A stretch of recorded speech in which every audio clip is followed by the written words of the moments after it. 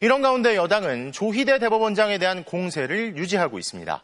조 대법원장이 알아서 처리하겠다고 발언했다는 의혹에 대해서는 부인했지만 근본적으로는 왜 2심에서 무죄를 받았던 이 대통령 사건을 단 이틀 만에 파기환송했는지에 대한 의문은 해소되지 않고 있다는 건데요.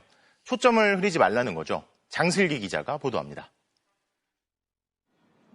대선 전 한덕수 총리를 만나 이재명 대통령 사건을 알아서 처리하겠다고 말한 바 없다. 조희대 대법원장이 해당 의혹을 부인했지만 민주당은 의심의 눈초리를 거두지 않았습니다.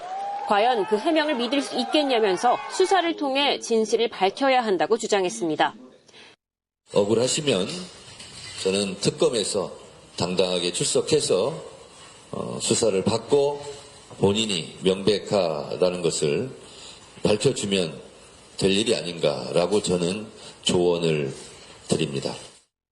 특히 지난 5월 처음 전원을 통해 의혹을 제기했던 서영교 의원은 자신이 직접 본 것은 아니라 정확하지는 않다면서도 통화 내역 등 철저한 수사가 필요하다고 촉구했습니다. 그러면서 이 의혹의 본질은 조희대 대법원장이 2심에서 무죄를 받은 이 대통령의 공직선거법 위반 사건을 이틀 만에 파기환송하면서 정치적 중립 의무를 위반한 것이라고 강조했습니다. 4월 30일 날 한덕수가 출마 예고를 하고 5월 1일 3시에 파기환송을 하고 4시에 한덕수가 사임합니다. 그건 서로가 이야기된 거일 수밖에 없습니다. 조희대 대법원의 신뢰는 이미 상실됐다며 자진 사퇴를 촉구하는 목소리도 나왔습니다.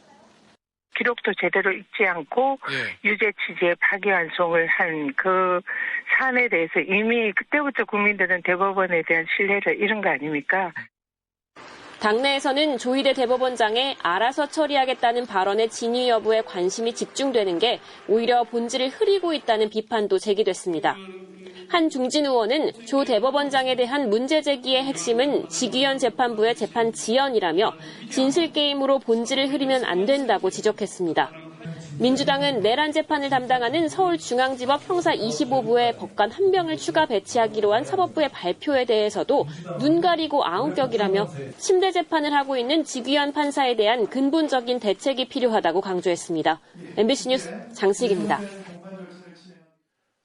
반면 국민의힘은 대선 직전 있었던 대법원의 파기환송 결정이 아니라 최근 민주당이 제기한 의혹에 집중하며 총공세에 나섰습니다. 조희대 대법원장에 대한 의혹을 제기한 이들을 고발해야 한다며 이번 주말 대구 집회에서 여론전을 펼친다는 계획인데요. 고병찬 기자입니다. 국민의힘은 이른바 조희대 대법원장 회동 의혹에 대해 제2의 청담동 술자리